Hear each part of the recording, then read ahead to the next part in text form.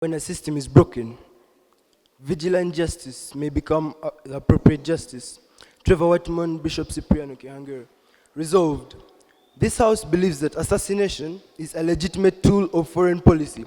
Ladies and gentlemen, we as the farmers came up and defined assassination as killing, as the murder of prominent leaders on political grounds, for political reasons. Ladies and gentlemen, our negators have come up and told us that Lucky Dube was assassinated. First of all, we also emphasize that, that the assassination we are dealing with is, we set a parameter on terrorism, and also the assassination we are dealing with is enforced by the CIA. Ladies and gentlemen, was Lucky Dube assassinated by the CIA? This is something I want our negators to put into consideration. Thank you. Ladies and gentlemen, our first speaker came up and told us that as our first speaker was speaking, a POI was raised, and they asked, they were like, Osama was assassinated, and after the assassination of Osama, there was reduced... POI? Allowed? Which kind of assassination are you using? Ladies and gentlemen, it is very clear that our negators are not following the debate. I have just told you, I have just redefined assassination as the killing of prominent people, especially on political grounds. Ladies and gentlemen, we even went ahead to set our parameter terrorism. Denied. We even went ahead to set our parameter to terrorism. Ladies and gentlemen, they are giving us an example of Lucky Dube's assassination. First off, he wasn't even a terrorist, which means they have gone beyond our parameter. Ladies and gentlemen, our negators came up and they told us that Gaddafi was a good person. They told us of all the wonderful, magical, good deeds that he was planning and that he had already done. Ladies and gentlemen, we came up and we showed them that Gaddafi had actually supported terrorism in Europe. This is why he had to be assassinated. Had he not been assassinated, it would have caused some other wrong, some other...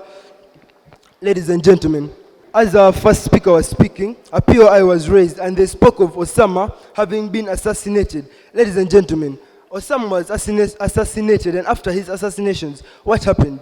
There was reduced terrorism because other terrorists were actually afraid. They feared to carry out that act of terrorism, and this actually proves our point of reduction of terrorism. Denied. Ladies and gentlemen, we further went ahead to give an example of Soleimani. Ladies and gentlemen, after Soleimani was before Soleimani was assassinated, we are all aware that he had very many allies in Yemen and all those other countries. Ladies and gentlemen, we came up and pointed out that Soleimani, after Soleimani's assassination,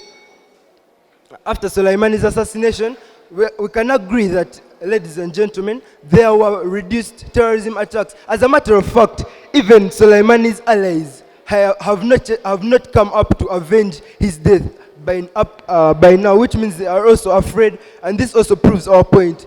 Ladies and gentlemen, Soleimani's death was effected by Trump on the 3rd of January in the year 2020.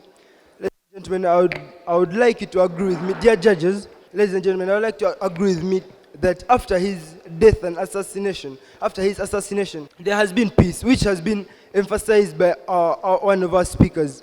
Allow me to rest my case. If you need something from someone, always give that person a way to hand it over to you.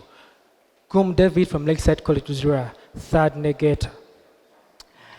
Our dear farmers today have stated the resolution correctly, which says that this House believes that assassination is a legitimate tool of foreign policy. And they have said that they are assassinating criminals, members, and they gave an example of Sulaiman in Iran. Members, it is very true, but even there are some people who have been assassinated who are not terrorists. They have been assassinated innocently. Does that mean that they have to be assassinated? Don't you have any other alternative?